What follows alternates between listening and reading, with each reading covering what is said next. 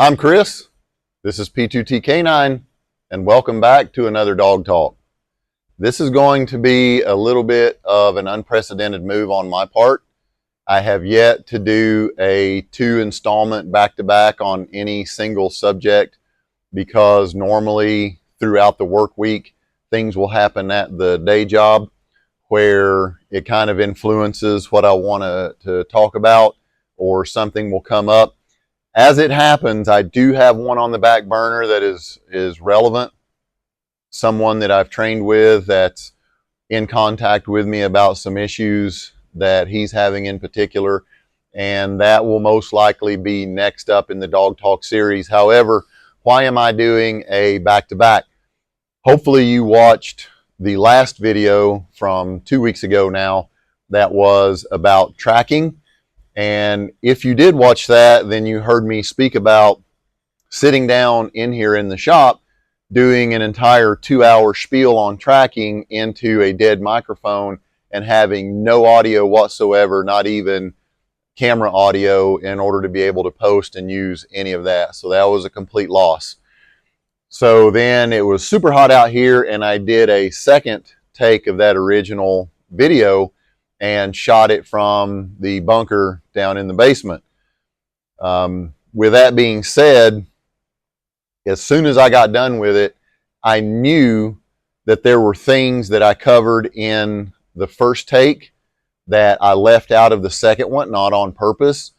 And in the second one, I added some things that weren't in the first one, which was good.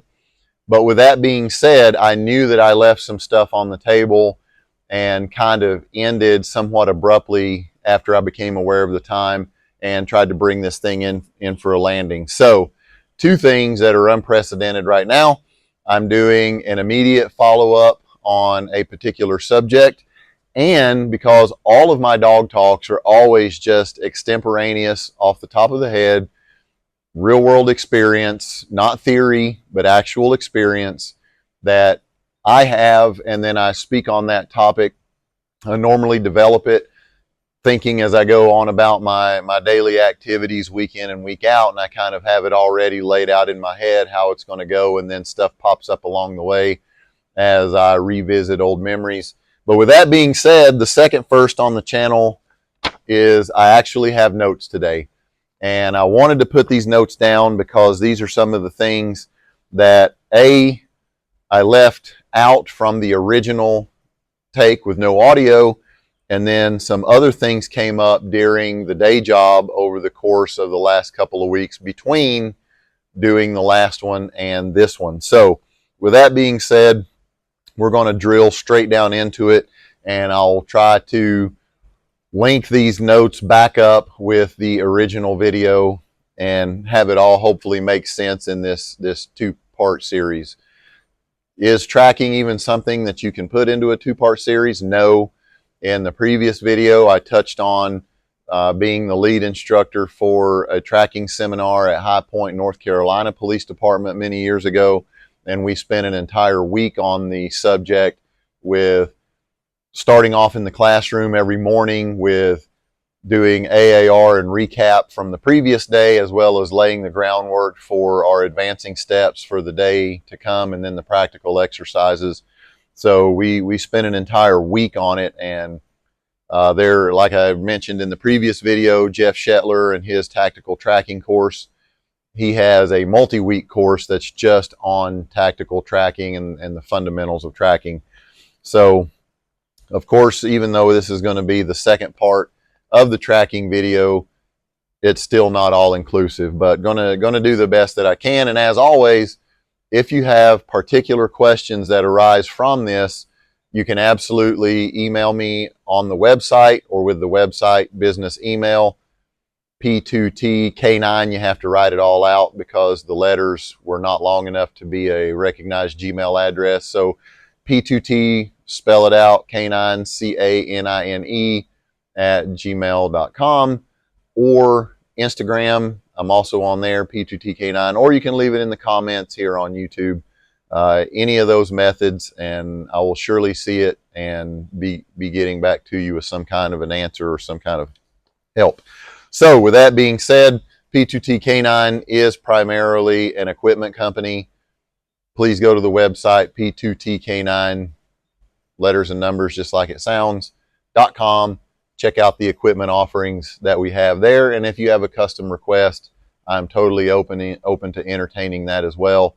My good friend Todd Smith from the Department of State days at Trinity Canine Services in the Mid-Atlantic area, he has a product on there, the Todd's Trainer. It was a request made by him, an idea, and boom, is a product. And it's sold several units. People absolutely see a use for it, which is not surprising because Todd's a smart guy and an excellent dog guy, and he's the one that thought it up. So with that being said, we're going to go to the top of the note page here with, I referenced a catch rate in the first video, talking about what most police departments average, and then juxtaposing that against Calgary, Canada, and their catch rate in a largely hard surface operational environment, and how even given what is typically considered a more challenging operational environment, that their catch rate was higher than your average agency, which really spoke volumes about the amount of training and effort that they put into their program. So one thing that I did leave off that was in the original was talking about changes in modern culture and in technology. So going back to talking about when I went to my basic course with my first police dog at Von Litt Kennel, I had just at that point switched from a bag phone to a small Motorola just keypad phone. I'm sure that thing didn't even have SMS text message capability, just voice calls only, and was a small flat handset. I'm sure those of you of a certain age and above know basically what I'm talking about. And that was kind of the norm. So even as I was getting my first tracking dog, cell phones were not the norm of the day. So this is 25 years ago now. So I started in Canine at my agency in 1999. At that point in time, cell phones on you were not the norm whatsoever. Bag phones were still kind of in fashion and the norm, but having one on you certainly was not. How does that correlate to what I'm talking about catch rates? Nowadays, 2024, everybody has a phone, or maybe two. And it's not just a phone, it's normally a smartphone, or a phone that has certainly at a minimum texting capabilities. So what does that mean, and how is it relevant to the catch rate? The very second that you get on a track where someone has bailed out, if their phone is on their person and wasn't left in the console of the vehicle or on the dash or in the passenger seat, they are most likely immediately going to be trying to call someone to come pick them up for a ride, which is going to make your catch rate in the modern era even more difficult to maintain or increase, because they have that ability. If we're talking about a smartphone, so I'm already deviating a little bit to a note that I had put on here further down, talking about running versus going to ground and the pressure aspect. And we did cover that a little bit in the prior video, the pressure aspect as outlined in the instinctive flight syndrome study, which was based on a massive database gathered in Illinois that I believe was called Operation Valkyrie at the time. But with all of that in mind, we did find out that if you have a fast perimeter response and you keep your suspect in lizard brain fight or flight mode, and they are running on instinct rather than slowing down and trying to think more clearly or even tactically. And again, there's a deviation between your average street criminal and someone who has some kind of high stress training or has worked in high stress environments where they are taught under duress to think clearly and try to engage in some decision making. I believe it was the Jack Reacher the one Tom Cruise starred in for the first movie release, where he quoted the book saying that even people who aren't smart, if they've had training, they can appear to be smart or make smarter decisions just based on training. So that's what we're talking about here.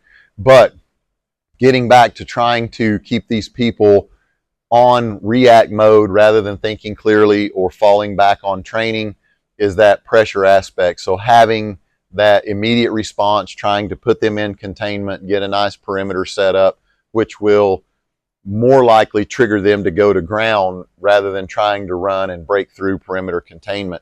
With that being said, I worked with a guy many, many years ago when I was at my law enforcement agency. He worked out of an agency on Interstate 75 in Tennessee, and we had cell phones. They were still starting to proliferate and more people had them, but still not to the extent we have now. And hold that thought on the smartphone, because I'll be back to that. At this point, at the era that I'm referencing, working with this guy on Interstate 75, there weren't smartphones yet. That wasn't even a new technological development at that point in time. So if you were from out of the area and you tried to make a phone call, if you were lost, if you don't have good terrain association or land nav skills, you're trying to do your best to explain to somebody where you are. Or if you run through a wooded area or a series of fields or a swamp and you pop up on a hardball road, which is paved, or even a gravel road, that's going to be difficult if you're from out of the area or if you're disoriented or if it's at night for them to know where you are. But before I run too far that direction, I want to stay with the era that we're talking about on I-75. And this guy in particular had a great reputation, had a lights out tracking dog that was a serious bite dog. And unless you got a ride out of there, he was going to track you down. And unless you gave up, you were going to get bit. And his reputation within the county that he worked in and even the surrounding counties was solid. So he said that on a track, if the track went more than about 500 yards, he knew that he was tracking a local. He said that the locals were so aware of him that they knew that they better not stop until they were just falling down, pass out, tired, or could get a ride, because he was going to catch them. And if they didn't give up, that they were going to get bit during the apprehension.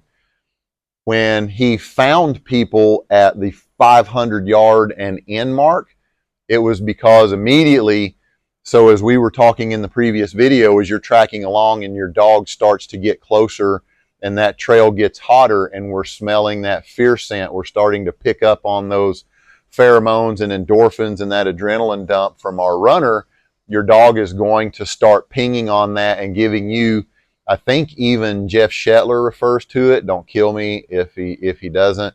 But I think even he calls that a proximity alert, where your dog is showing that change of behavior, that body language that tells you, oh, this is getting really close right now.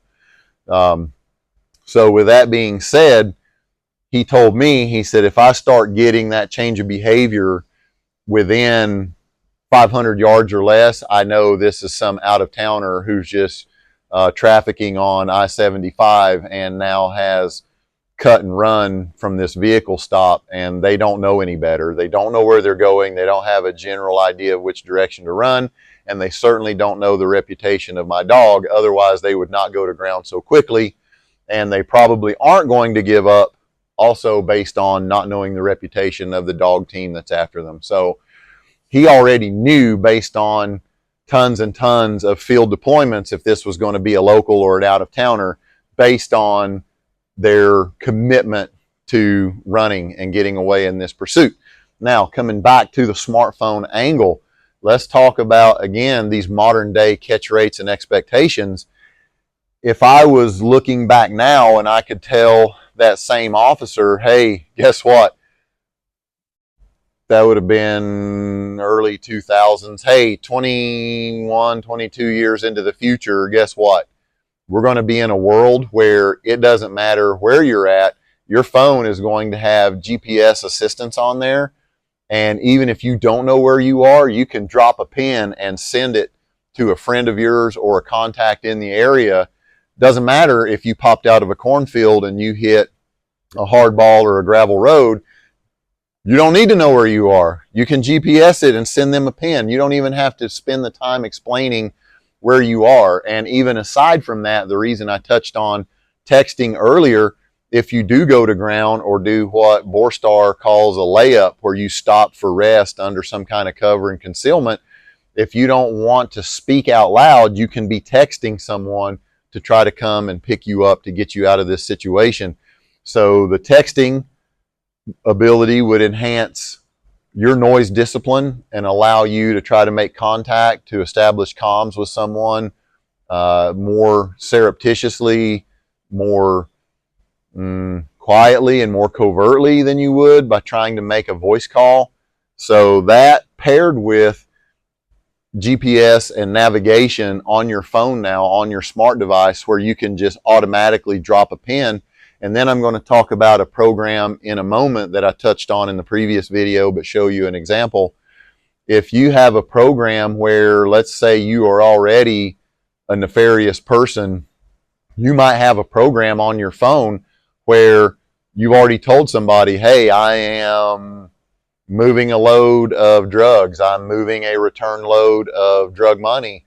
I am trying to go commit this property crime, this theft, this burglary. I want you to be actively tracking me in case I get into trouble and be watching where I am at all time.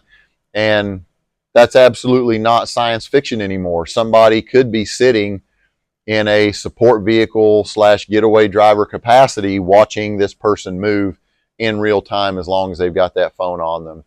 So that is going to bring your catch rate down in modern times, but it also shines an even greater importance on having that fast response and being able to coordinate and lock down your perimeter and being able to communicate on the move with people within your agency to try to coordinate that effort in order to mitigate this technological advantage that bad guys have now that they did not enjoy 25 years ago, even really 20 years ago. I guess I saw firsthand myself the first smartphones popping onto the scene 2006-ish, 6-ish, 7-ish, before I really started seeing the iPhone, the modern day iteration of a app capable, highly advanced phone. And then they've, as all of you know, just gotten exponentially better and more capable from there. The link between scent and taste. So I wanted to touch on this, and I did in the first non-audio video and then missed it on the second one. And this links directly to the next point below that, which is the saturation point. So I'm going to tie this all in together to how I train tracking and the practices that I have found that deliver the best results for me.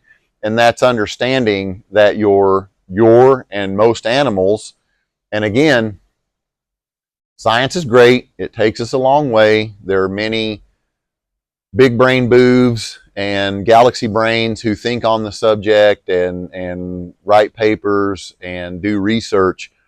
But again, we cannot talk to the dog. We can't ask the dog. But I do have my experience and my real world examples that I'm going to point to. And I want to paint the picture first of how these things are interrelated before I speak specifically on how I do the training and the way that I address the training for maximum benefit. So with that being said, there is a thing called a saturation point. And if you have been in working dog disciplines of any kind that have scent work involved, you are going to have hit saturation points. And then we talk about thresholds. What's the minimum amount of a target scent or odor that a dog can pick up? And then when they hit maximums or even move out of their maximums, the odd behavior they can engage in because it absolutely blows their mind. So with that being said, saturation point is something that dogs experience, and we know that. And it's also something people experience. So what are we talking about? You go to the dump or the transfer point in your area where you live, and you get out to dispose of some garbage, some refuse, and the place smells really, really bad. Well, after a while, what smelled really, really bad doesn't smell as bad. It's not as pungent. Your receptors in your olfactory system, in your sense of smell, are beginning to get saturated with the odors or the scents that are present, and they aren't as pungent as they were a little bit ago. If you leave the area or you walk into a building that has air filtration or purification, and then you go back into that previous environment, it's going to hit you pretty hard again, but then it's going to lessen over time as you remain in that environment. Dogs do the same thing. How do we know they do the same thing? I'm going to give you the observed proof, because when your dog is sniffing along, if you've seen your dog purge, which most likely you have, which is the dog back clearing through their nasal passages with the blowing out. There's still some allergens in the area this time of year, and if I try to simulate a canine purge and blow backwards through my nose, I'm going to aggravate my own nose and start dripping snot everywhere. But you get the point. If I blow backwards and purge the nostrils, dogs do this for a couple of reasons. Not only because in many environments there are a lot of irritants and contaminants present, dust, pollen, any kind of plant material, seeds when you're tracking through a field, stuff of this nature that they are bringing in during nasal sampling into their nasal cavities and into the olfactory system that are irritants. And not only are they blowing out irritants, but they also hit that saturation point. And this is their natural clearing of the palate, cleansing of the palate, is to blow backwards and push out some snot and some mucus and a little bit of moisture, try to wipe that clean and begin again. How do we know this? Well, even your sommeliers, your very fancy wine tasters, your best palates for spirit tasters, these people, when they are doing wine tastings, when they are doing samplings and tastings of brown water, oftentimes you will see maybe a glass of water on hand, very, very often a bowl of coffee beans or coffee grounds. So when I say that taste and smell are interrelated, they both wind up in the back of the mouth for humans and for dogs, where the olfactory and taste receptors all kind of come together. And when you are doing wine tastings, you might taste wine, swish it around, you might have a small drink of water, and very often you will see these tasters with very refined palates go to their coffee beans or to their coffee grounds and breathe deeply of that. So even though they are breathing it in, they are also tasting it. They get that bit of coffee flavor in their mouth, and they reset the palate so that they don't run from one wine taste into the next and have this overrun, this overlap, where you're not getting all of the notes hitting you for the first time in a very different manner. If you have ever studied bear or hunted bears before, another item we can look at to shore up this point that I thought was fascinating the first time I saw it in the wild, and then I did see a documentary that addressed it after I became curious observing it in the wild for the first time. When a mother has cubs and the cubs are getting weaned off of the mother and they are starting to learn to forage and eat for themselves and learn the world around them, the mother bear will find edibles that she knows is food, and she will take a bite of it and chew it, and then she will open her mouth and breathe into the nose of the cubs to give them that scent profile, to show them this is what I'm eating, and now I want you to smell that.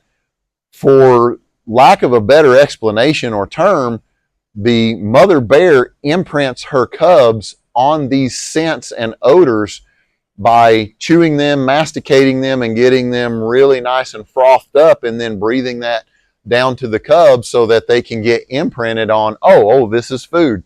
Mom taught me this is something to look for. Now I know what it smells like, and this is an edible. So again, another way that we see that relation between scent and taste working.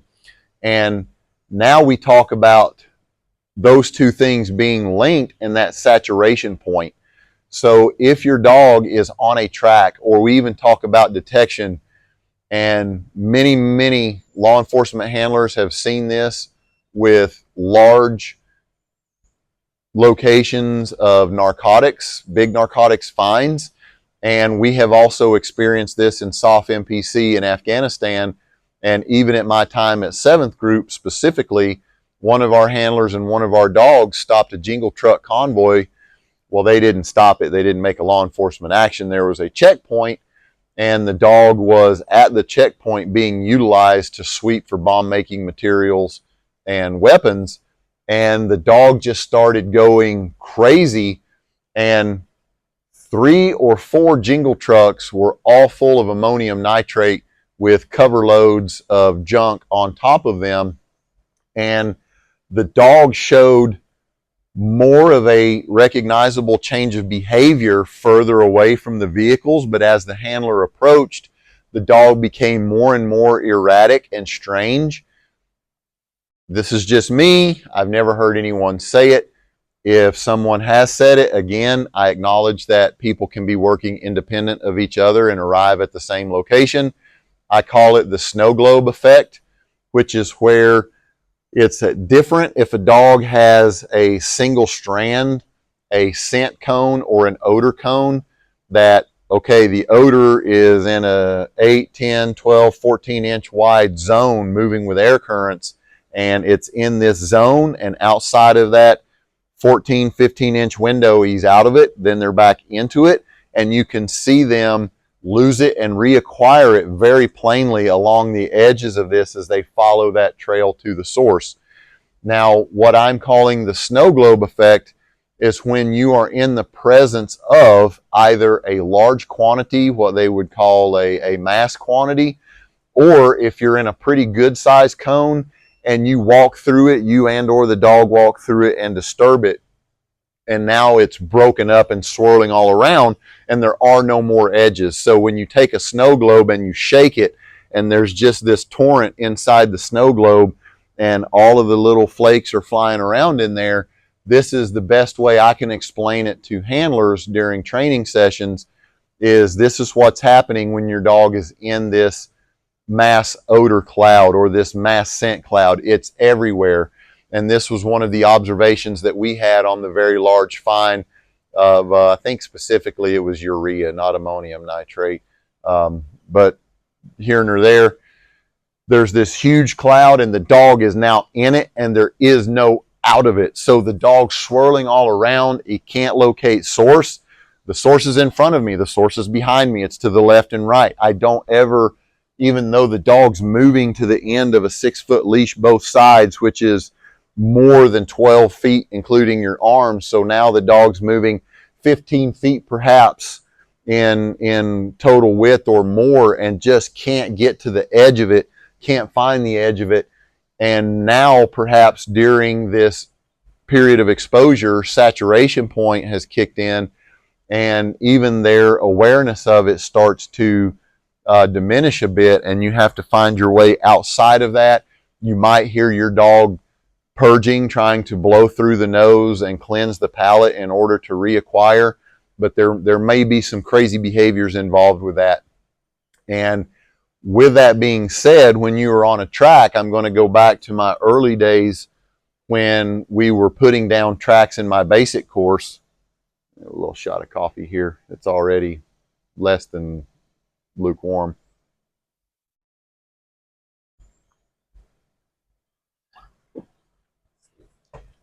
So going back to my early days in the basic course of tracking, the method displayed of tracking was to stomp around and make this really big scent pad. I mean, super duper scuff it up. Make a bald spot that both of your hands would cover. And then from that scent pad, with your feet together, scuffing heel to toe, kind of doing this little train track shuffle, something like you would see on Looney Tunes, just walking and never really lifting your feet and just scrubbing your feet together side by side and never really lifting from the ground, was how we were taught to lay our initial tracks. And this, for me, lasted for a really long time. And I'm going to say definitively that that broke away for me personally going into my deployment to OIF 3 for Iraq in 2005. So once we started that and trying to do this hard surface preparation, because again, we're going to an area that's not known for lush greenery or shade or anything else that helps to lay down a good track or even hold the track, then I started with, just inadvertently, it was pretty much out of a matter of expediency at the time of trying to lay a bunch of tracks, getting training reps in and train multiple dogs in support of this deployment, where I started jogging and then just outright running on this track. And now, instead of shuffling along with your feet heel to toe and moving through this grass and making kind of this solid rut of scent and ground disturbance on the ground, I'm running along, and at full stride, there's a couple of 3 feet between each one of these really nice, distinct, disturbed areas. Again, referring back to video number 1 of this, about what are we tracking? Is it the ground disturbance? Is it crushed vegetation? Is it discard from the track layer? I personally subscribe to it's all of those above, and then the fear scent, which we will touch on in conjunction with this momentarily, is that now I'm leaving these big stamp marks on the ground,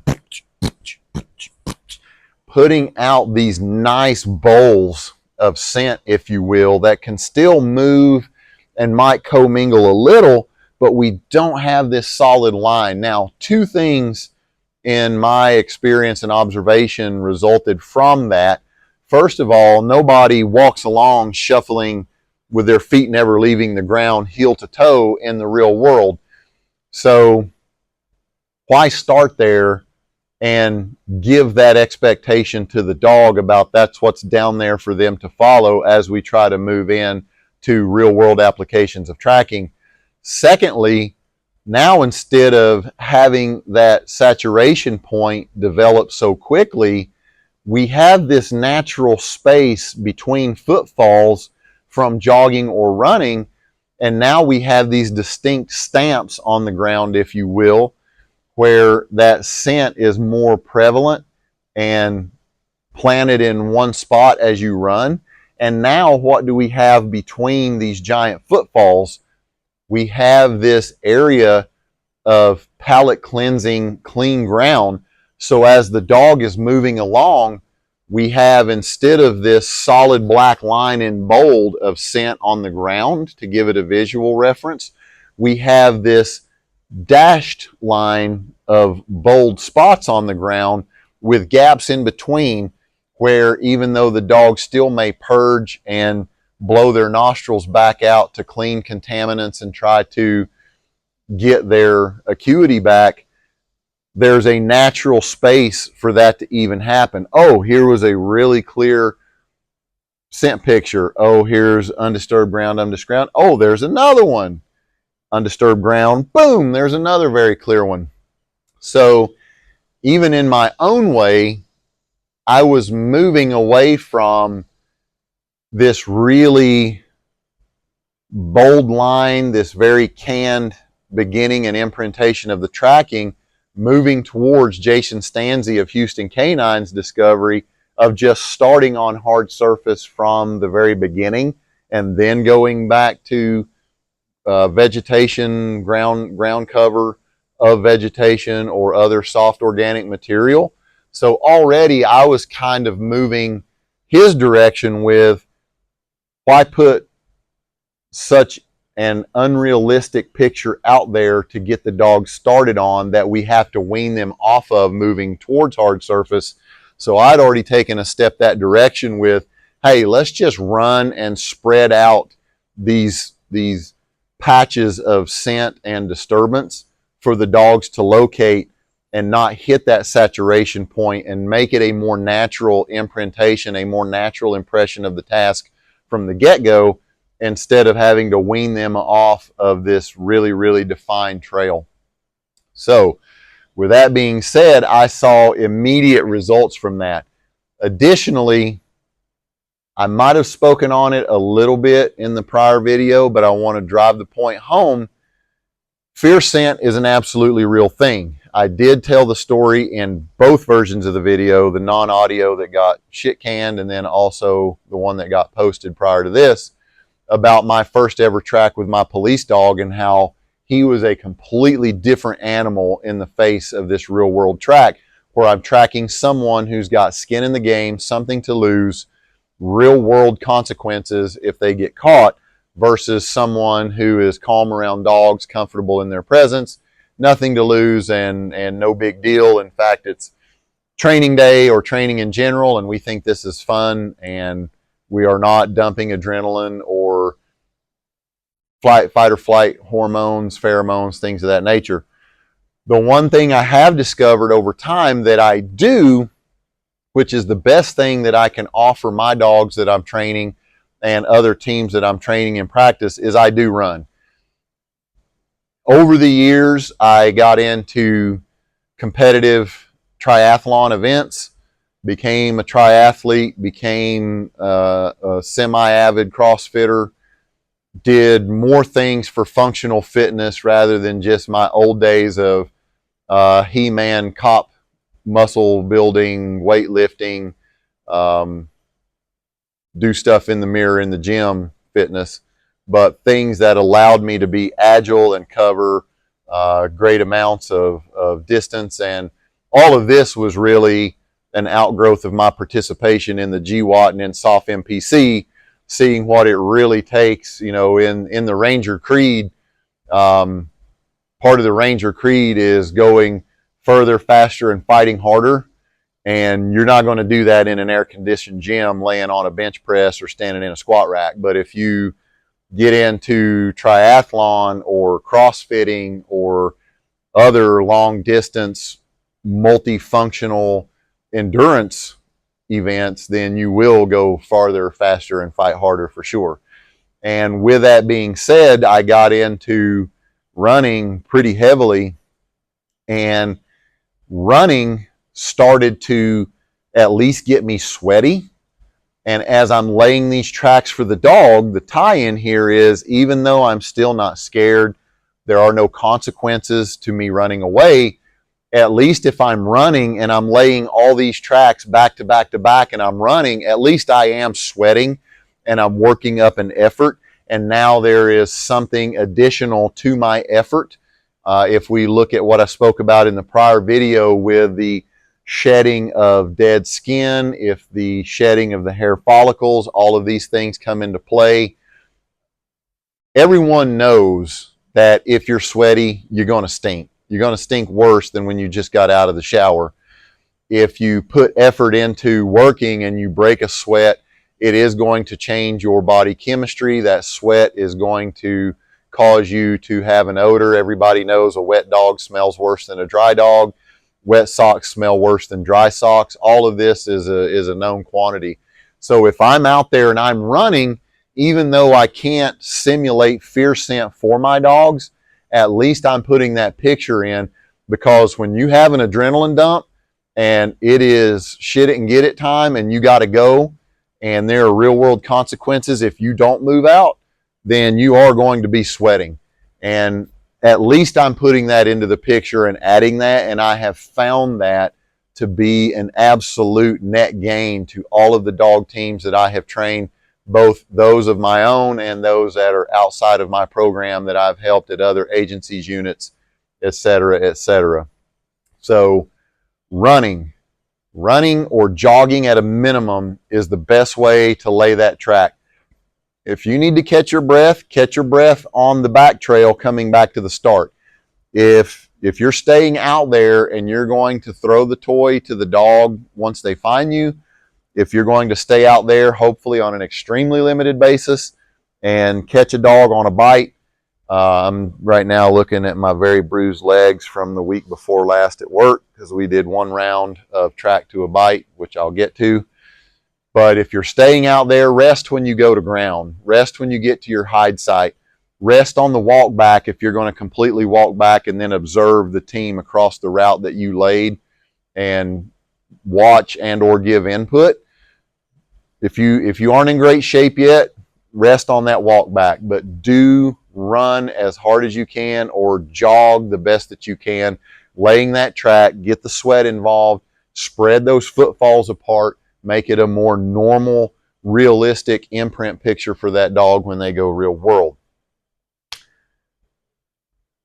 That falls hand in hand with my laying the track. I did talk about extincting out food if you have to start and are using food when you begin your tracking imprintation. And it's not important if the dog picks up or finds every piece of food, but the minute that you see that they don't need it anymore and that they're not picking up every piece, start extincting that food out of the picture. Now, when you're training for tracking, we're going to talk about area management for tracking. So I have a very low-tech piece of equipment with me this morning, the dry erase marker and the whiteboard. When I did the patrol train up with Dutch Chris Moyer in Saudi Arabia, we were there for 12 weeks. I always used to tell the Saudis that it was caveman art time, and they got a big kick out of that. So I'm going to do a little bit of caveman art time. So when you were tracking, and I'm going to tie this into the tech piece that's coming up in a little bit here.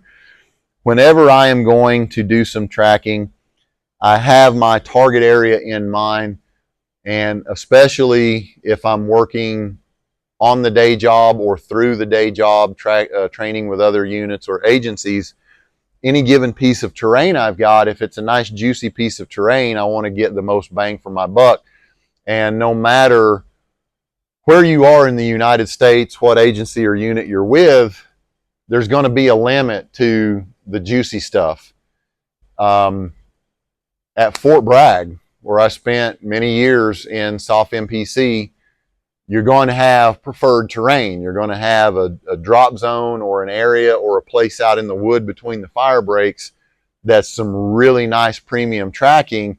And then somewhere in that vicinity at some point, you're going to run in to a horrible swamp. There's going to be a thicket that I don't care how motivated or how hooey you are, you're just not going to want to lay a track through that thicket. And neither is the person who is running that dog going to want to follow you through that thicket. Now, I know what you're saying. Don't yell at the device you're watching this on right now. And, oh, well, you got to be ready for real world. Yes, I get it. And we do get into the thicket, and I can discuss some of that here in a second. But for developing teams and developing dogs, if you are trying to extend that distance, the thickets and the real, I'm going to screw this team over tracking, I'll tie that into the tech piece, which will make that a whole lot more feasible. And then you have to be talking about a dog team that is pretty well solid at this point, where a complete foobarred track where the leash gets tangled, if the dog gets a couple of hard stop corrections inadvertently by being wrapped up in the thicket or around the trees, that it's not going to be detrimental to their learning curve. So I'm talking about dogs that are in their first few months of training, and handlers as well. They're trying to learn leash management, which do not drag it on the ground. Go back to video number 1. Put that thumb loop over the hand loop over your thumb and back coil that like a fast rope. There's a separate video called live gunfire demo and leash handling. Go watch me show you how to pay out and police up a long line. But with that being said, you're going to find these premium pieces of terrain that are available, and you're going to want to get more than one track in. First thing to do in your training, establish your wind direction. And again, when we're talking about early on or even the last leg of the track, it's got to be with a full value tailwind or some kind of a quartering tailwind. We don't finish these things going into a headwind, because now you're finishing on an area search, not a track. One more little sip of coffee.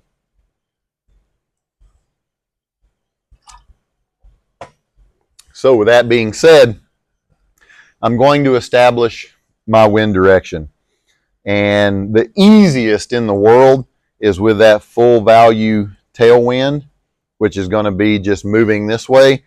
Obviously, with a full value tailwind, this is going to be Simple Simon, and it's going to give you the least potential for dogs to jump track and get onto either an old one that another dog ran previously, or if you're doing what I'll show you in a second, laying out a bunch of tracks to age and then running them in sequence, for the dog to jump and get onto a new one that is laying out aging. So with a full value tailwind, this is super simple.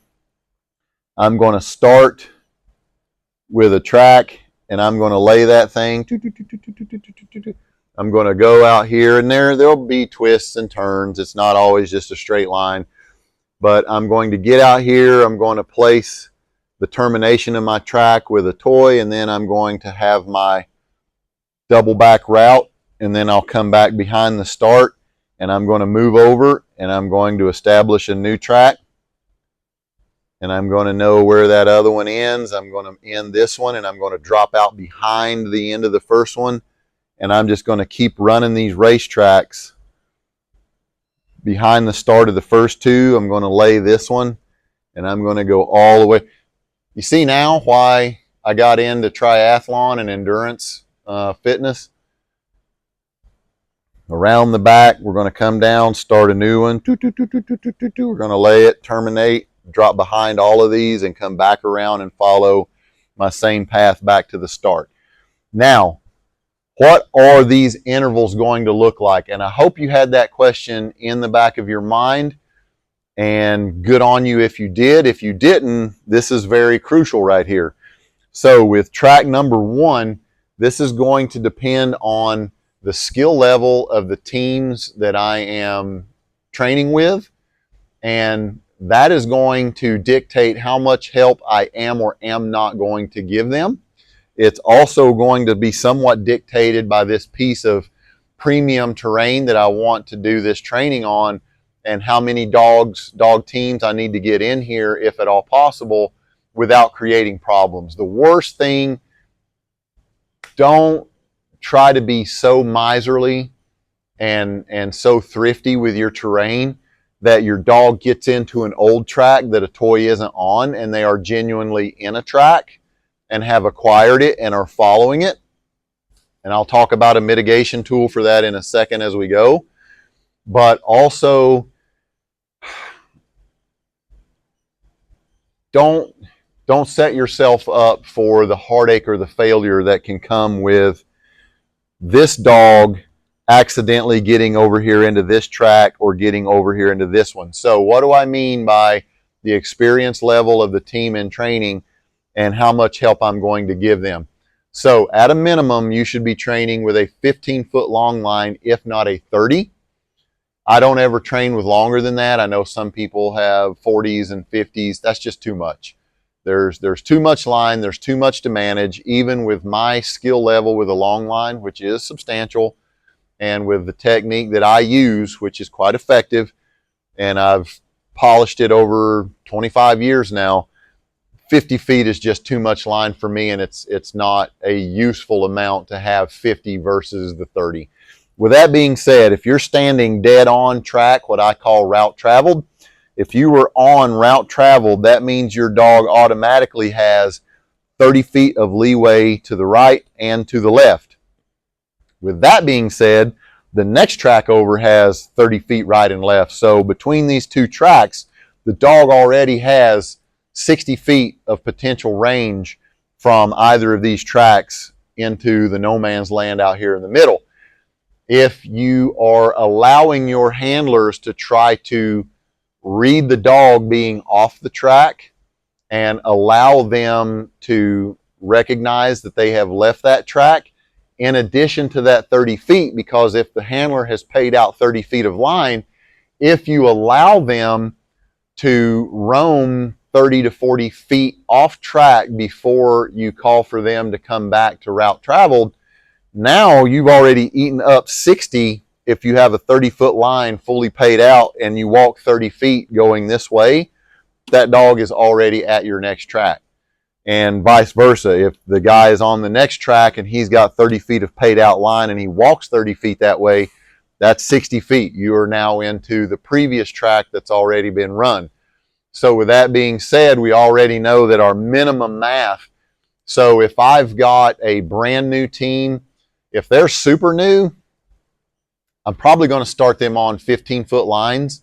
If I allow them to have 30-foot lines to start with, to learn how to manage it and get used to proper leash handling, I'm not going to let them walk 30 feet with a brand new dog already at the end of 30 feet off of a track. I'm not going to let them walk another 30 to get onto this one. So if these are very, very new dogs, 60 feet could be reasonable for you to put down as an interval between these tracks, because they're new dogs, they're not properly imprinted.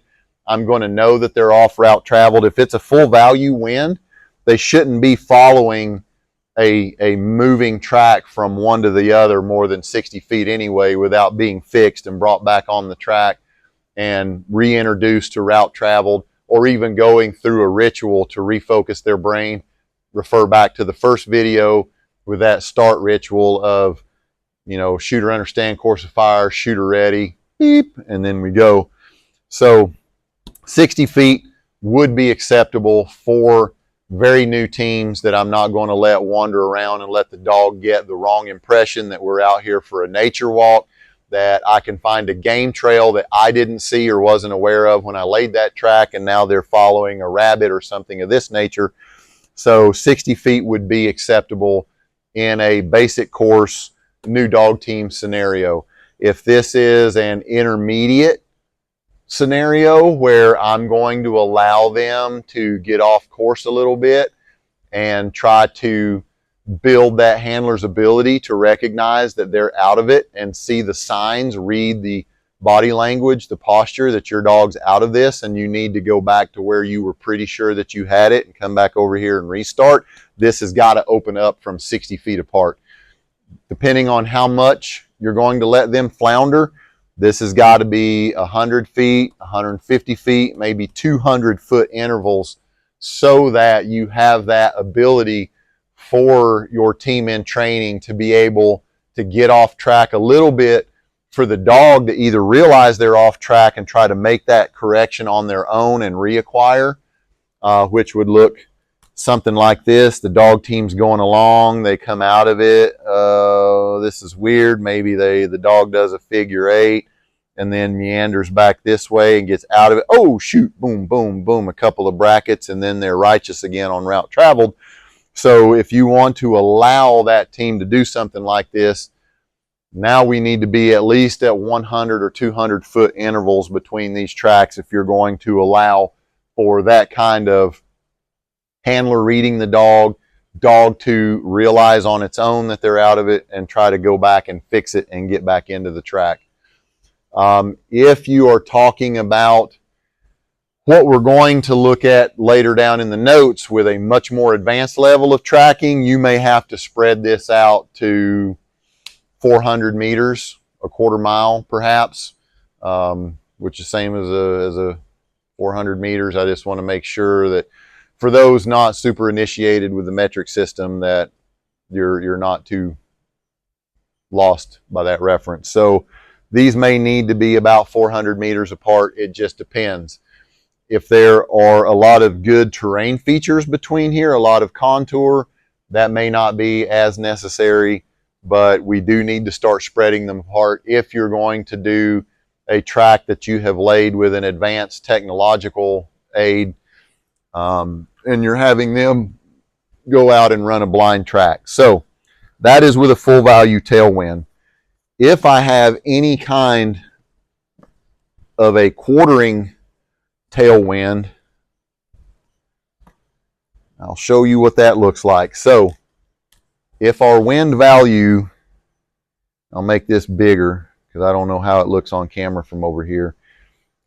If it's crossing this terrain feature like so, your first track needs to be on the furthest downwind edge of the area that you have available. So what does that look like? Let's say, for instance, we are in an area that has fire breaks laid out on 1 mile grids, or you're at a place that has an intersection, and we'll say these are our gravel and or hardball roads. My first track, because I don't want to edge this road right here or handrail it, if you will, because now our handler's probably going to know that unless this is really advanced or some kind of hard surface tracking, that you didn't cross the road. So you can't handrail this road too tight, or they're going to know that this is just a straight track and everything is either straight or off to their left as they run the track. So I'm going to step in a little bit and leave at least some operating room for me to be able to do some bends and turns over and then come back and hit this road and come back and put a little bit of character in this track rather than just hand railing it. But because the wind is this way, I'm going to exit back on this road and come back to the main road that I started from, and then I'm going to set my interval and lay the next track accordingly. And the reason for that is I want my dog's track to be moving away from them. So let me show you what that looks like. If I lay, and this is me laying individual tracks. Hold on. There's a lot of ways to do this. So I did make the distinction before. If I'm laying individual tracks and then I'm coming back and I'm watching this track run, okay? If I'm observing route traveled and giving this handler either lifetime feedback or feedback at the end of this track on our walk back to the vehicles, if I'm watching this thing, this is the way that I am doing it right here.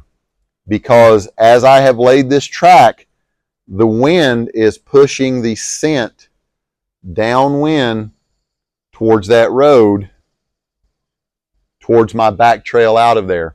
Now, there is, with this wind in play, absolutely no reason for the dog to turn to the left of this track and go this way. There is nothing up here because I'm laying one track at a time, and there is nothing up here for that dog to be pulled to. There is no scent from a source being carried to this dog if I'm laying one track at a time. And in this scenario, that is exactly what I'm doing. So when I lay the second track, this old track with the prevailing wind is still moving towards that road for my back track out, and I am not leaving this track because this one is blowing into my dog's face because it's moving down and away. Inevitably, if you're a trainer, you're going to be running this track, this second track with this wind, and you're going to have a dog that just starts going this way. They might have cut a rabbit trail or a deer trail. They may just not be into the tracking. They may not be tracking at all, but because the handler says, oh, my dog's pulling, they're tracking, and they might be pulling on the downwind flank to this old track. Eventually, somewhere along the way, you're going to get a handler that argues with you that they smelled this track over here and took you to it. Not if the wind is moving that way, and that's why I laid it with the wind pushing away. This track is from a scent standpoint invisible to a dog that's up here. It is moving away. They are not going to get that. If you want to argue that on email or on Instagram Messenger, I'm more than happy to have that debate with you. Then we're going to lay the third track, and again on this new track, this one is moving down and away, and it is not going to interfere with your dog. Now, if we weren't doing that, and we had the wind quartering from the other side of the terrain, and we run this first track, and we've stomped it up, this thing is moving into our unused territory, and a dog on this second track can absolutely pick that up and get pulled to this other one. So if we're tracking, let's talk about everything that's taken place here in the training environment. If, for example, I'm running single tracks that I'm observing, I've already run this once, I've come back to the start, then a second time I've run this along with a second human, maybe more if we have observers and or a security element and another dog. So now we have, with me on the initial pass plus me on the second pass plus the handler, and let's say we had 2 flankers for security, now we've had 5 guys and a dog pass along this route. That's a lot of scent and disturbance over there. So if you have a wind over here, this is going to be a huge signature blowing back onto your second track.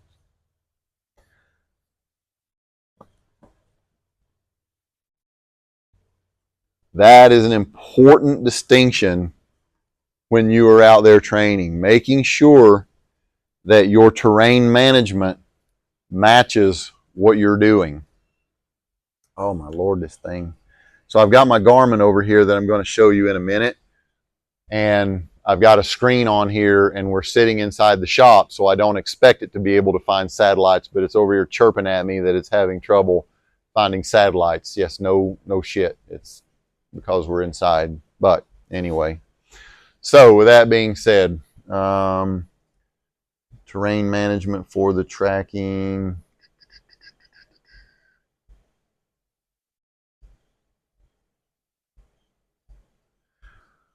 With that being said, week before last at the day job, we did some night tracking. I like all low light or nighttime canine work, period. For a lot of things, you need to start in the day so the dog can get associated and oriented to the task and kind of get a feel for what they're doing. Night training presents several, night training or low light or dark building gives you a lot of options that you can't get away with in the daytime or in full visible light or even partial lighting, because now you can do some janky things with your odor if you're doing detection, or even with your decoy if you're doing patrol or tracking, because now once you take the dog's eyes away, they have to rely on their nose. This makes second guessing what they're doing a whole lot tougher. I covered early soft MPC problems with our scenario of tracking a squirter to a village or someone who has fired a weapon, rockets, mortars, machine gun fire. If they have done that and from their point of origin site fled back to a dwelling or to a village, I outlined how when we had trained that initially, that the dog would see buildings coming and stop tracking and just pull you to the first available building. When you are working at night, buildings aren't as recognizable. The dog doesn't know, oh, well, there's one over there, and now I can make that assumption, that mental leap that, well, I'm tracking here and I'm going the direction of that building. Now I'm going to stop tracking and pull to that door. Doors and windows become a big cue for dogs because we make entry to buildings through doors and windows. And in the daytime, doors and windows are pretty obvious to dogs once they've had patrol training that incorporates doors and windows. But at night, even if you're tracking in an area with buildings, not recognizing the buildings and certainly having a tougher time seeing that door or window and making a mental leap is much tougher for the dog. So during the day job last week, the other thing that the night training provides is access to areas that you normally wouldn't be able to during the day. So we went to what we'll call an urban occupied area, but because we were there well into the night, nobody was around. These areas are mostly for daytime activities. Personnel aren't around, people aren't around, business activities, normal business hours are closed, these things aren't happening, and it allows us to go in and around these areas, have access to them, and be able to make the dog stay true to the tracking behavior because they can't readily identify or as easily identify these visual crutches that they might try to use to their advantage during the daytime. So with that being said, I had a paved road over here. Why is my marker getting janky? A paved road here, and we had lots of buildings and sidewalks all through this thing, and some parking lots. This is terrible caveman art time, even for me. I'm just really phoning it in right now. But we were able to lay these tracks and go along these buildings and sidewalks and over greenways and around stairwells and alcoves and things of this nature. And then I would backtrack back to the beginning along this paved road and on this paved road back to the start. And then I would lay off a new track and go and weave between buildings and across hardscape. And I kept following the same pattern that I've outlined before, and it worked very, very well. So doing that night training, I know it's not everyone's favorite thing when they could be at home sitting in front of the TV, perhaps watching the full library of P2T Canine videos on YouTube, having them maybe an adult beverage and just kicking back. But that night training is very valuable about what it opens up to you. And in that same discussion, I touched on it in the previous video, but now I have brought with me the tools to demonstrate part of this.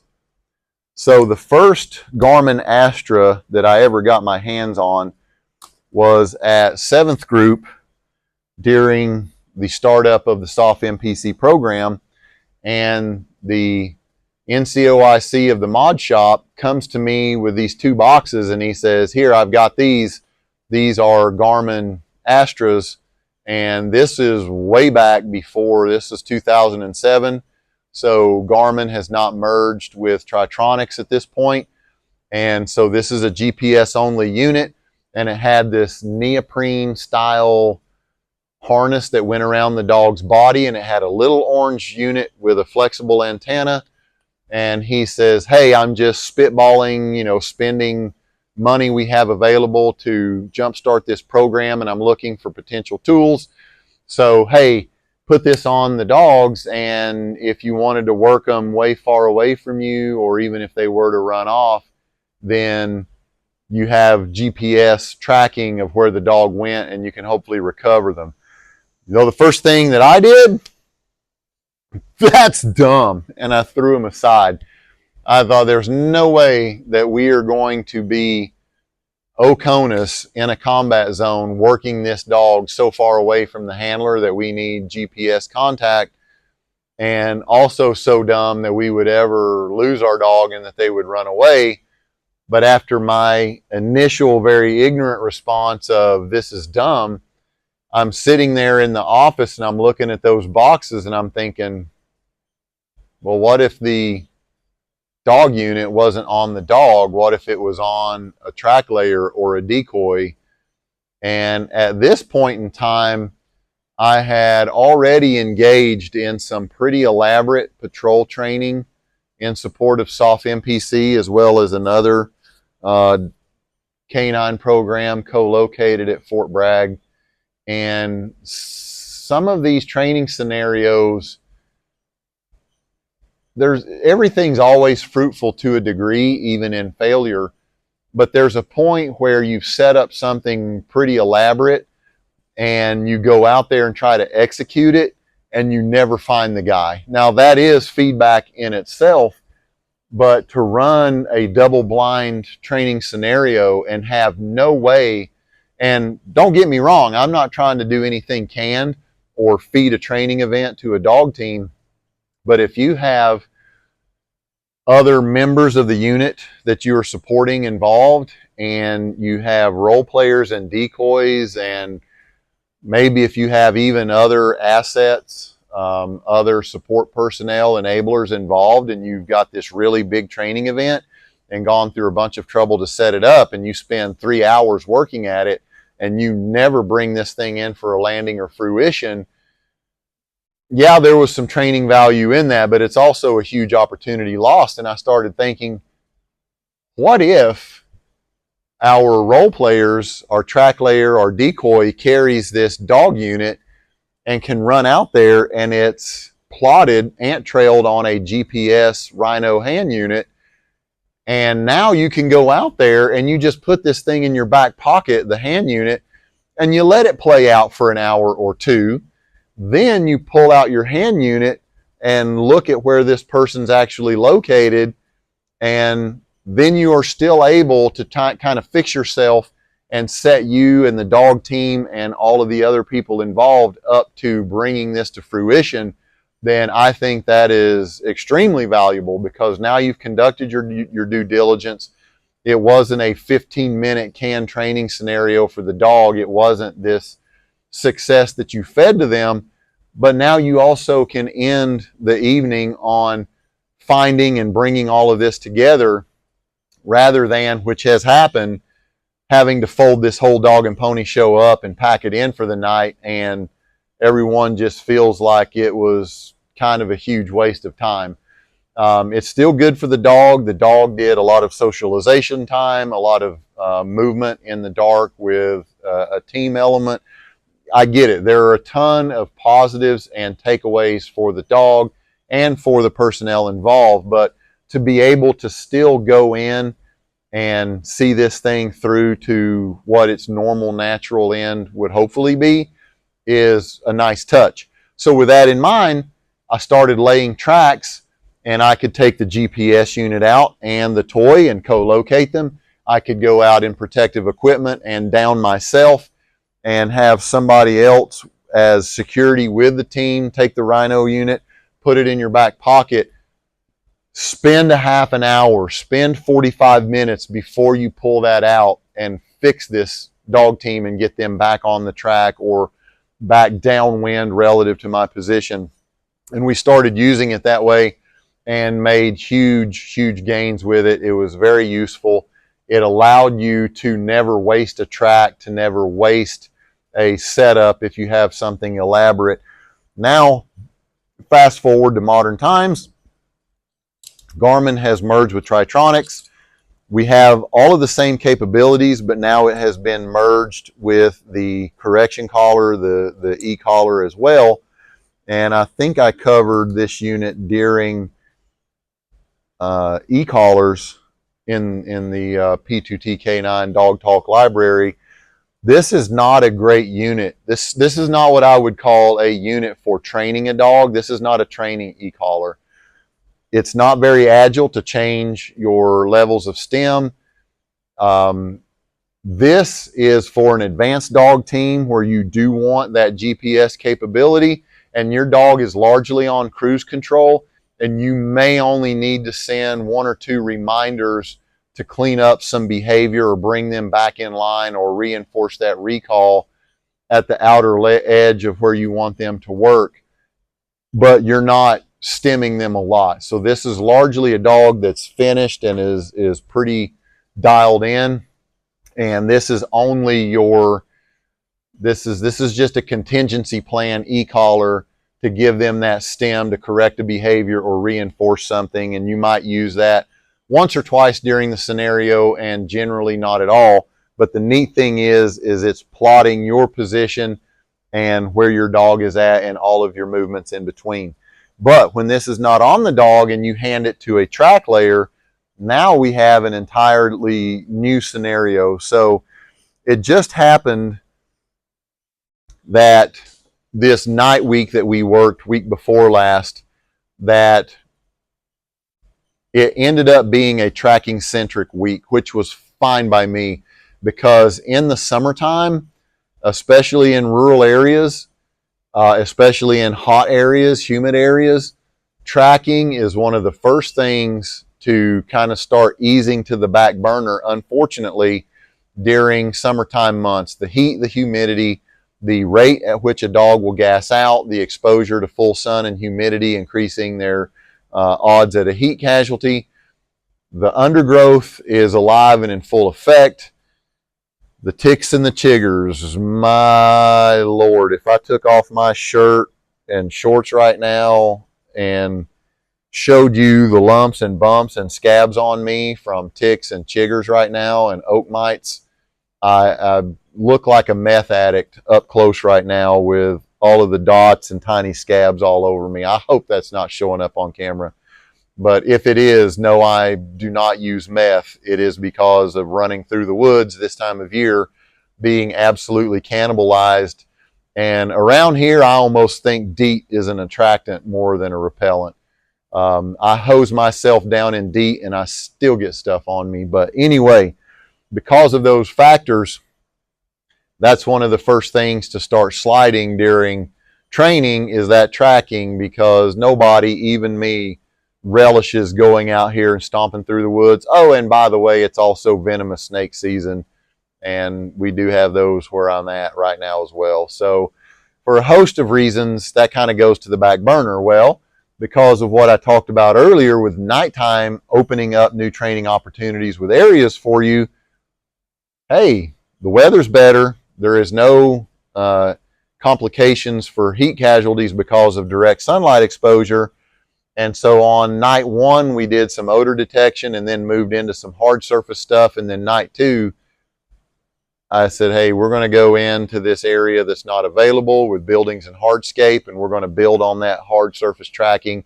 And we're going to do it in a setting that we rarely use for that event. And it worked out great. And I used the model of me laying the track and coming back and then following each dog team through doing an assessment. Going into night two, this year at the day job in training, we've probably done more bite training than I would normally do, just from the association of some of the events that we've gone to and some of the other entities that we've been involved with. We've gotten a little, not a detrimental amount, but more bites than I would normally have given in that same footprint of time. With that being said, we have not tracked to any bites whatsoever in probably the last 12 months, which is fine. That's good. And I explained why it's good in the prior video. No problem with that. But because it was nighttime and I was able to put hides in a way that a dog isn't normally able to see like they would in the daytime, I can lay down in a large mowed grassy area that only has a small depression. The dog cannot see me the way they would in broad daylight. That's what I alluded to earlier with being able to have some jankier hides and decoy placement, because using the night to my advantage, I can be in an area where they still can't spot me and just run to me, and they're still tracking up to that location. So for that night, I gave the boss the Rhino unit. I carried the GPS tracking unit, and now I laid my ant trail, and I gave each dog team a general starting point for my track, and also the boss could line them up on the track at the start point and then say nothing else. And now as you walk along behind this dog team, and I'll show you the screen in a minute, you can see where the handler is at, because you can walk directly in route traveled with this GPS unit, and you can see, is the dog on route traveled? Is the dog working downwind of route traveled, which is the only place they should be unless they are on route traveled. They should not be upwind of route traveled. I have a more sophomoric group of friends and acquaintances than a lot of people. And if you're in the military or law enforcement community, there's always room for juvenile toilet humor. And the reason I say there is no way the dog can be tracking on the upwind flank is because if you've ever been in one of these settings with these kind of people around you and somebody wants to crop dust, fart surreptitiously and spread it around everybody and let them get a nice good lung hit of that, you know that I'm right, because if you have ever been crop dusted, the first place that you run for is where? The upwind, because you know, much like standing in a creek or a river, the current takes everything with it the direction that it is moving. And if you are outside and you get crop dusted, immediately you become aware of the wind direction and you move to the upwind. You don't run downwind and stay with it because it is moving with the wind. And there is a simple, dumbed down, and yet toilet humor example of, yes, wind direction is a real thing. And if your dog is tracking and you swear that he's tracking and you are on the upwind flank, your dog might be tracking, but it's not the person who ran away. It might be a rabbit or an armadillo or a white-tailed deer or any other number of things, but you are not tracking your actual decoy or your suspect. So this gave the boss the ability to be able to evaluate all of the tracks as laid by me and be able to fix them if needed and get them back on route traveled and do a reset and finish out the track. So that was one of the nights during the night week. Then guys requested, well, I want to do that again, but they know my stance on tracking too much to a bite.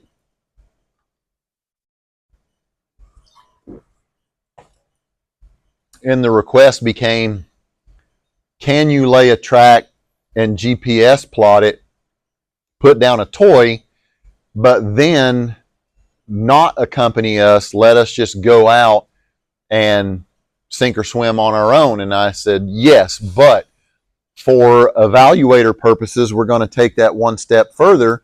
And as I thought of it, this came to mind, which was adding this little carabiner to the collar.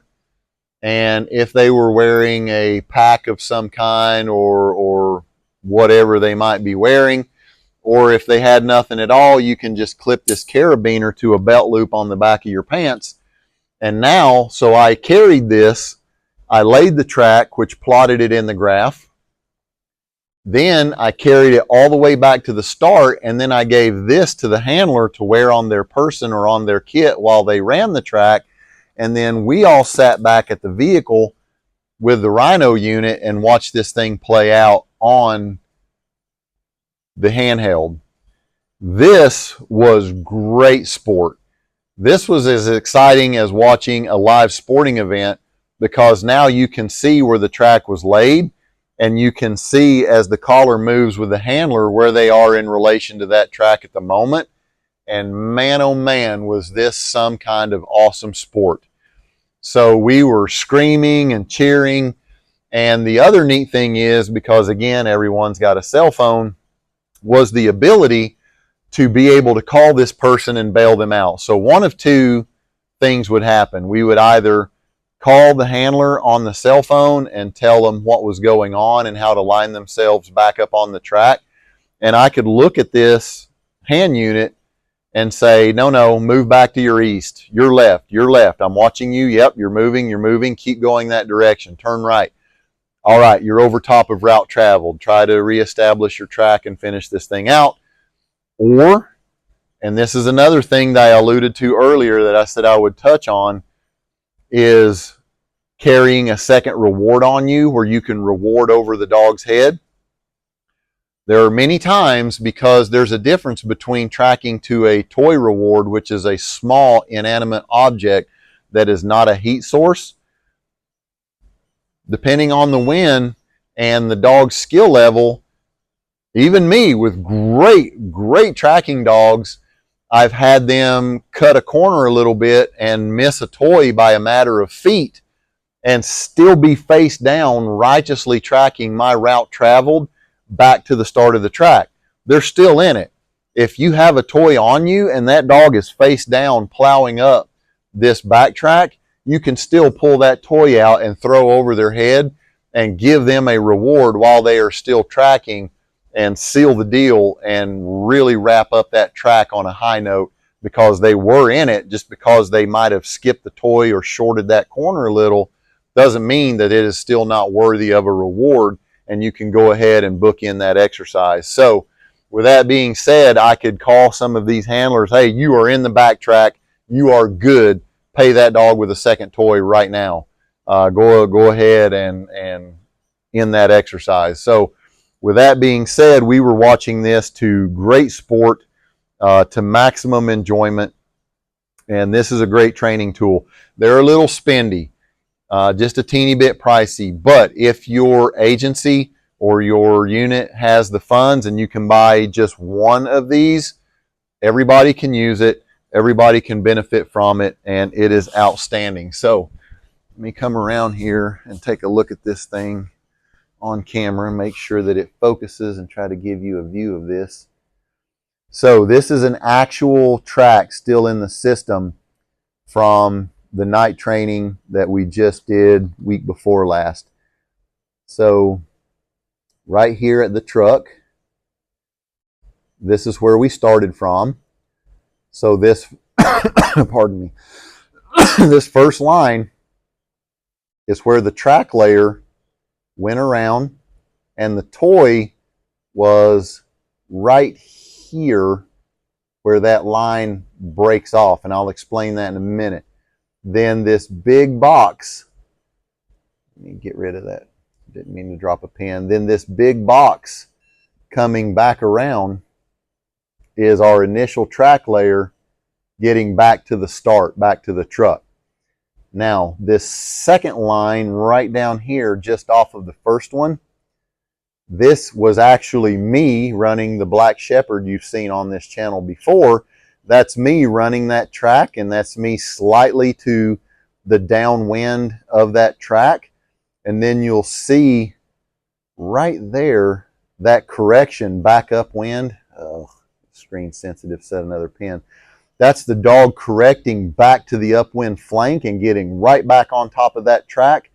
And right up here where that breaks off, that's where the toy was at. And then that is me walking pretty much kind of a straight line back to the truck. So that's why the route traveled, that whole big loop, is cut back down through the middle, because I found the toy and then just walked kind of line of sight back to the truck.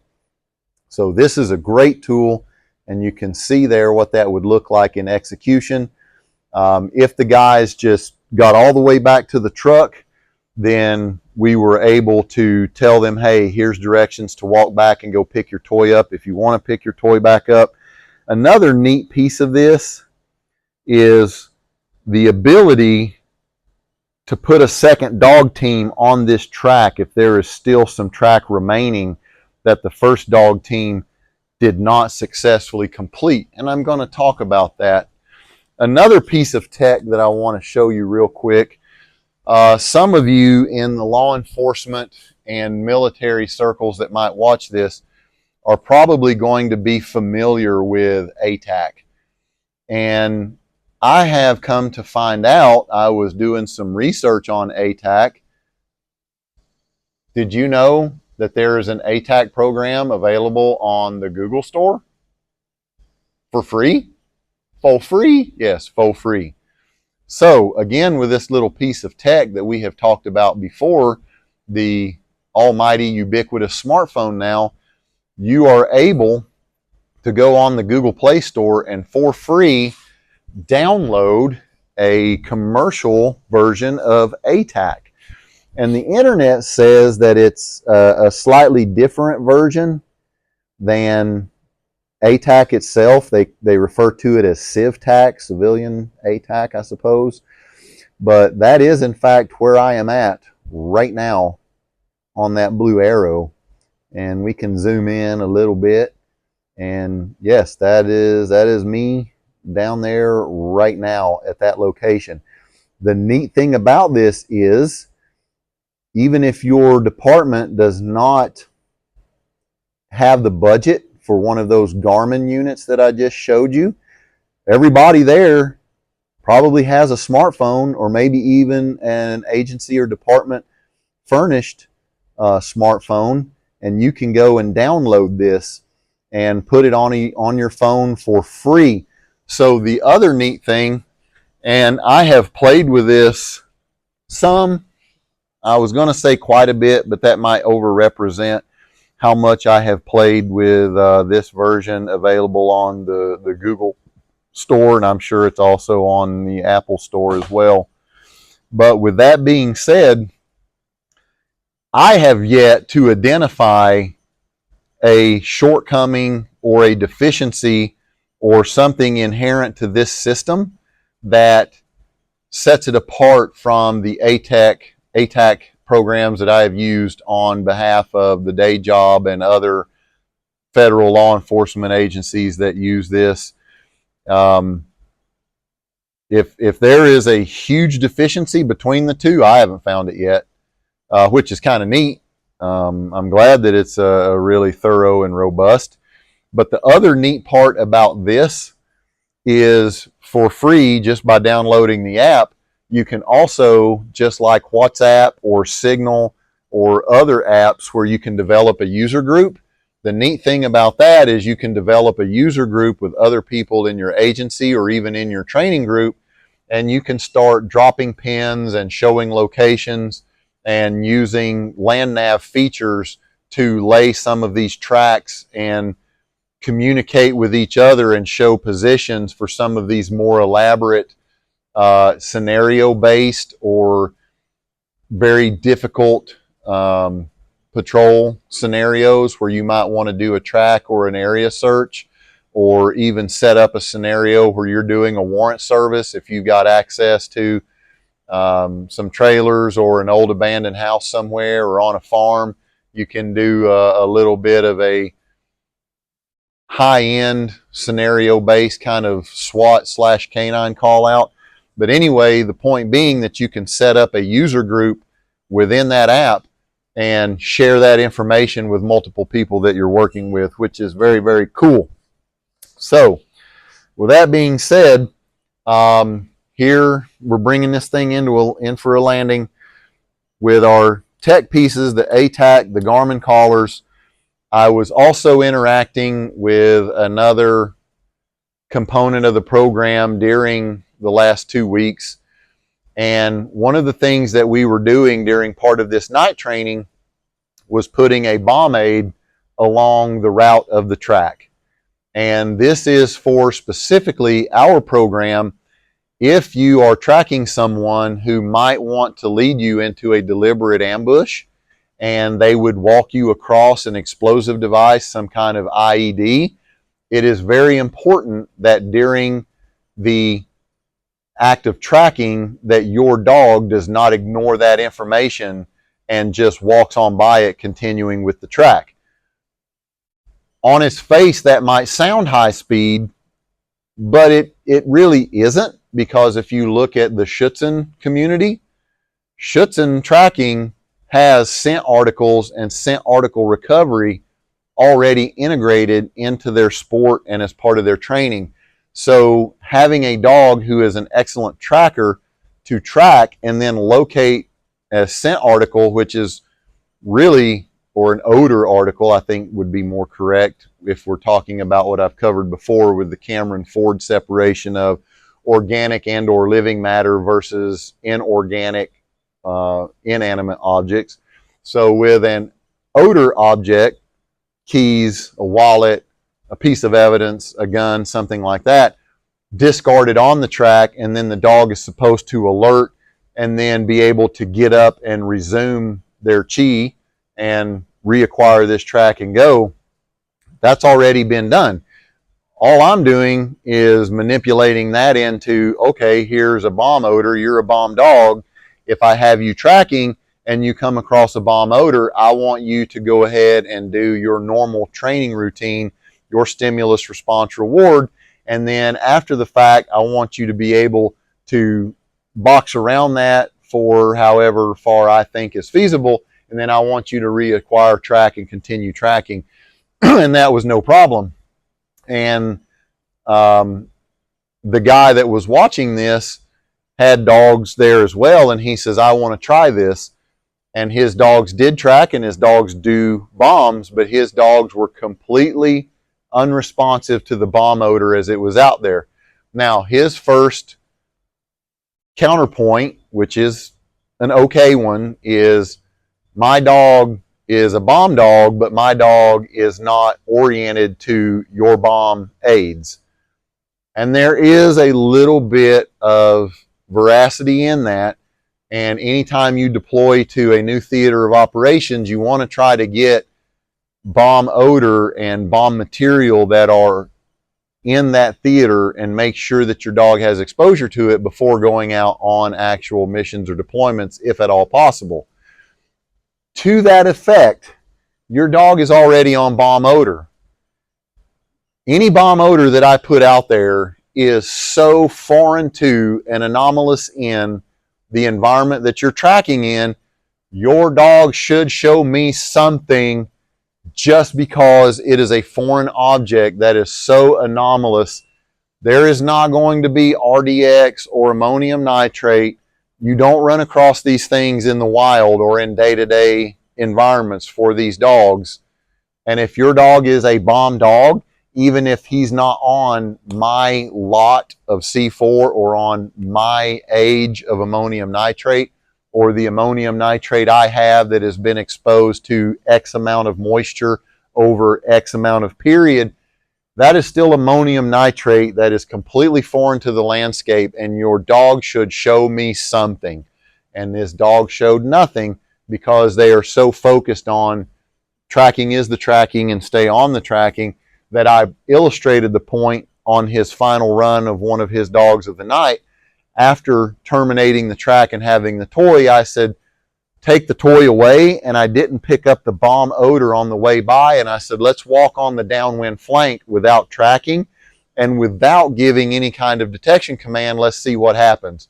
Sure enough, this dog turns to the upwind flank and immediately turns on this bomb odor that it had just tracked past only minutes before, goes to it and gives its final trained response. So it wasn't even just anomalous that it went to it, investigated and left, investigated and locked up, went to it, investigated, and final response on that piece of odor that came out of my inventory. So that definitively proved that when this dog passed it, it's because they're not oriented to having that break in concentration, doing their stimulus response reward, and then standing up and going right back to the task at hand. So with that being said, that is a key component to add to that if you have a program of that nature. And certainly happened, I had never tracked in my original story on the prior video. In my first real world deployment with my police dog, the dog found a giant bag of crack cocaine. I had never trained with tracking articles before, and I had certainly never trained with putting narcotics aids down on my track, and yet the dog did it, just flat did it because it was there. Now, with that being said, Schutzen already does this and does this successfully, so me telling you that my dogs can stop on a track and alert to an IED, or if you have a NARC program, alert to NARCs, is not a super duper magic trick. Schutzen already does it. Let's take what they do and just build upon that. And now what does that allow us to do? It allows us to have a higher level of safety and awareness if we are using a tracking dog that is also an explosives detection dog in a high threat environment. And the next thing that sets us up for is what I call leapfrogging. And I told this person about leapfrogging and was giving him ideas not only with IED and bomb odor detection during tracking and resuming tracking, but then leapfrogging. So this was something that I wanted to add to the seminar when I was in High Point doing the aforementioned seminar. Was if I go out and I lay a 1 mile very elaborate track, I don't want to waste it. How do I not waste it?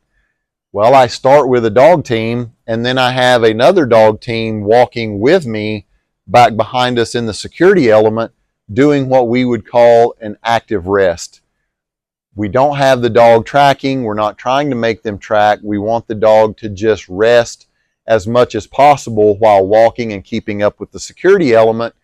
In the event that the first dog either gets gassed or is about to get gassed or loses the track entirely, can we back up to a last known point where the dog on the track really had it and start a new fresh dog team, and then allow the first team to rotate back into the security element and try to do some active recovery measures, water this dog, take them off the ground sniffing, nasal sampling track, allow them to walk back there with the security element and try to recover a little bit, where at some point they might have to come up and take over as the lead element on this track again at a point in the future when the second team becomes exhausted and they need to come back and try to get some active rest.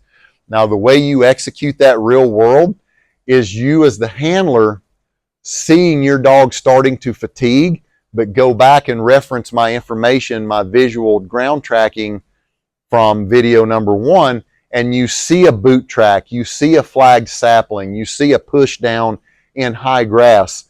Stop before your dog is exhausted and walks way off of this good track, and then the new team has to expend a lot of effort and energy reacquiring that track to get back righteous again. Hand your track off while it's righteous, while you're on route traveled, to your rested team, and have them start on a really good beginning. Because what did we cover in video number 1? If your track gets off to a shit start, it's going to be a shit sandwich all the way through. Don't wait until you have completely gassed your dog and you're 400, 500 meters off this track before you try to tag in this other rested team. Do it as you see your dog starting to gas, and then you're going through that creek and you see that boot print in the sandbar, and you go, hey, you know what?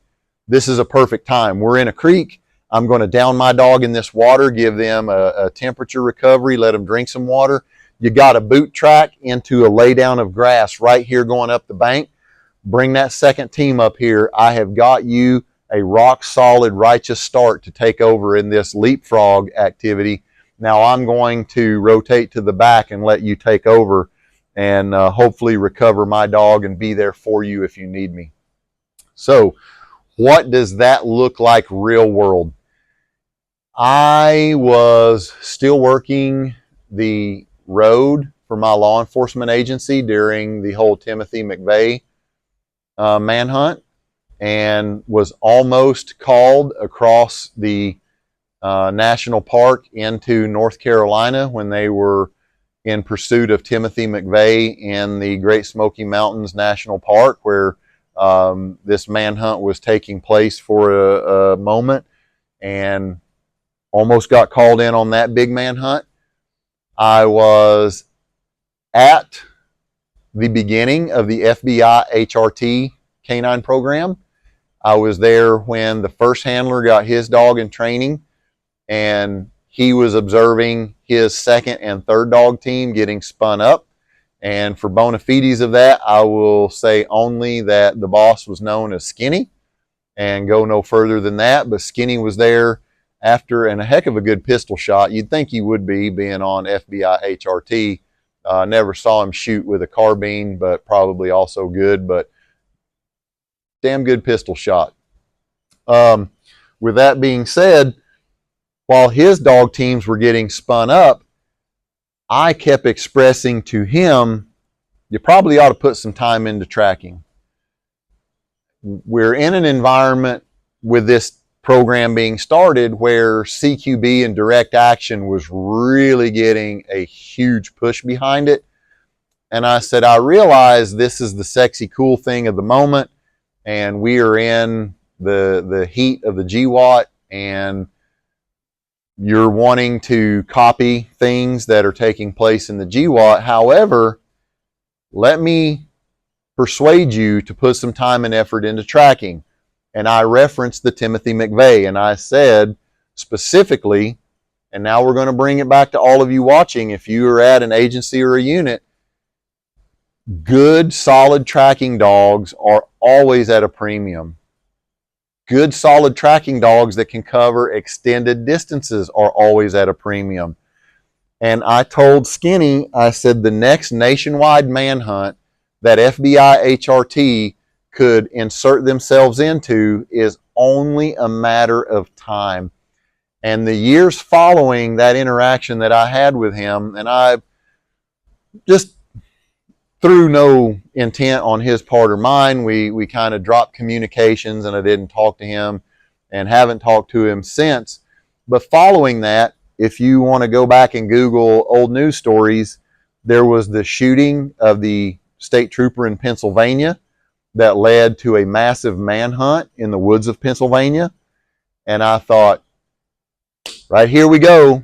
Example number one of a gigantic manhunt where if you have a good tracking dog, this is such a huge manhunt that is so wide-ranging that there aren't enough dog teams to go around to follow down all of the hotline tips of people phoning in, hey, I saw a guy that matched the description running into the woods at the back of my farm. I saw a guy snooping around looking like he was trying to break into a car. I saw a guy that looked like he was breaking into a hunting cabin. So you've got all of these teams going out trying to run these leads down as they get called into the manhunt, and you always need a dog team out there with them to try to initiate a track or an area search, and not only one dog team but multiple dog teams to engage in that leapfrogging technique that I just outlined here. So after Pennsylvania, let's go back and talk about the police shooting that involved a suspect who I want to say was even with a law enforcement agency or was a law enforcement agency reserve.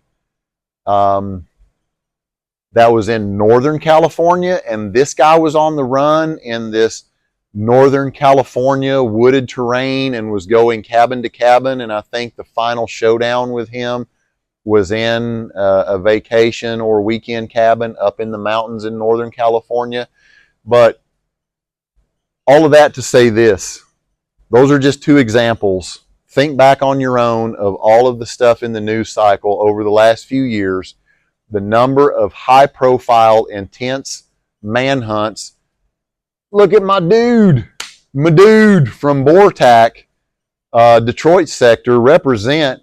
He and his dog Yoda, I'm not going to say his name. His name might be in the news stories, but that's fine. We're going to give the man a modicum of anonymity, but the dog has none because Yoda is all over the place.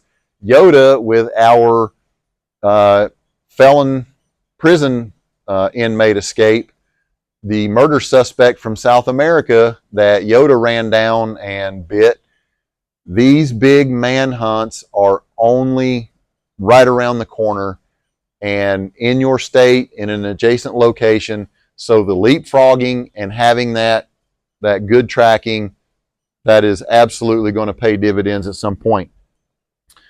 The combo tracking, Garmin collars, last 2 points. I have moved in recent years into the off-leash tracking camp. You got to start them on leash. It's going to be a developmental process, but I have very much moved into, in the Black Shepherd that I have featured on the channel before and in different stuff on Instagram, is 100% an off-leash tracking dog. The Garmin track that I just showed to you on the hand unit right here from tracking 2 weeks ago from training at night, that was absolutely 100% off-leash. If you train for it, you absolutely can do it.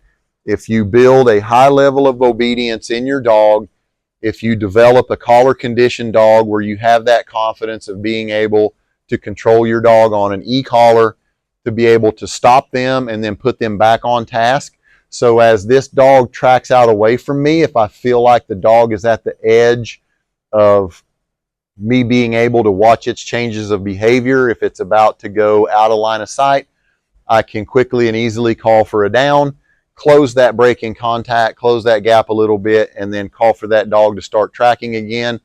and she will. It doesn't ruin her chi. To stop and go doesn't bother her a bit. The dog happens to be an IPO dog, and even if we aren't doing any kind of odor articles or detection along the track, which she also does, I can stop and go this dog, and it doesn't break her chi or her mindset at all. So we are doing that with some other dogs at the day job in the program, and it frees up your hands for weapons handling.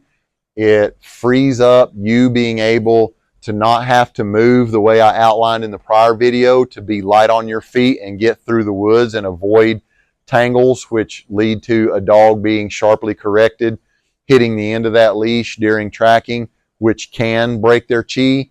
I can see that dog's changes of behaviors way better. I'm more heads up and more aware of the security environment. It's just better. And that should be, because I always leave you with action items. We talked about how I imprint the tracking, the progression of it, the why, and where you move to in the advanced stages. If you can get to off-leash tracking and do it safely, reliably, controlled, be able to stop and restart your dog without any kind of drop in performance, that's the way ahead. That is your action item. That is your future goal for you and other dogs in your training environment. Well, my dog isn't reliable off leash, and now it puts my security element at risk. Well, shame on you. That's a you problem. That's because the type of aggression training that you're doing and integrating with your team is not where it should be. You should be able to track off leash and have people dressed like you. And I spoke about this, I believe, in the Hard Truth About Gunfire, and I probably need to do a standalone video that talks about security and team integration and the particulars of that, and I'll put that on the to-do list mentally. If you are out wearing the same constructed material, the same Cordura or leather belts and or load-bearing gear, the same polyester or polycotton ripstop uniforms, if you enjoy relatively the same hygiene standard as your coworkers, there is not a reason for your dog in an off-leash setting to just be nuking security, whether it's assaulters or backup officers. There is no good reason for your dog to be so edgy that they cannot discriminate between security elements, even if it's someone that you haven't worked with and you're supporting another department. If they are in a uniform, if they are dressed even remotely like you, and they are in a stand-up, upright position, and we all go to the same schools, there is overlap with all of us, whether it's in the military or the law enforcement community. There is this trickle down and crossover between all of our weapons handling classes. Everybody is probably walking around the woods, whether it's a long gun, a carbine, a patrol shotgun, or a sidearm. You are probably walking around holding your weapon and scanning your area pretty much the same as the handler. You look like everyone around you. You smell a lot like everyone around you. There is no good reason. And if you are saying, well, we're having discrimination problems with our dogs, and it is especially in the military setting where everyone is 100% kitted out and uniformed exactly like the handler, you are making excuses and trying to gloss over for some shit you've done that you shouldn't have done. And now you either don't understand it or you're trying to make excuses because you kind of know that you done screwed up, but it shouldn't be happening. So to say that my dog is too edgy and too real, there is no such thing as a dog that's too real for off-leash tracking. You have allowed your dog to become too edgy and too defensive, doing some real bullshit patrol and apprehension work that has allowed your dog to open up their target availability mentally to way too broad of an option set for that dog. And that's on you, not on the dog. And now your control of that is also on you, not on the dog, because you didn't rein that shit in like you should have. So that's on you, not the dog. You should be able to do off-leash tracking. Maintenance, final tip. If you don't track, your dog ain't gonna track when you need it to. You got to get out and put in the miles. There is no substitute to putting in the steps.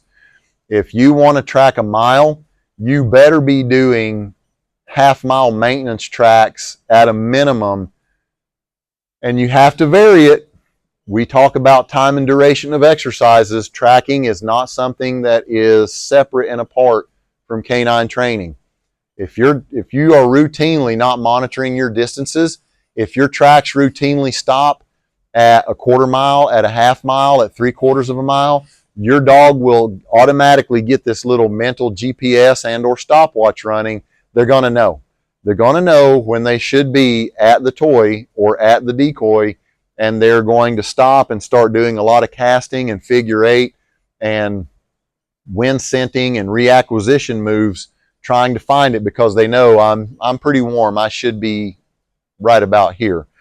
So if you want to be proficient at a mile, you better be touching a mile at least twice a month during your maintenance training, and you better be touching half miles and 3/4 of a mile 3 to 4 times a month during that maintenance training. You better be tracking at least twice a week, putting out significant distance, and there's nothing wrong with a couple of shorties here and there. You want to go drop in a 200, 300 yard track. There's nothing wrong with throwing some of those nice surprise shorties in for your dog here and there. Keeps them frosty, keeps them paying attention. Same as we talk about in building searches and CQB. Don't blow off the first portion of the search. Put your decoy in that first room. Make sure that that first room stays important. Make sure that there's a bomb aid or a narc aid at the door so the dog pays attention to the entry. Throw in some shorty tracks. But again, I go back to video 1. Tracking is all about the stamina, the mental stamina, the physical stamina.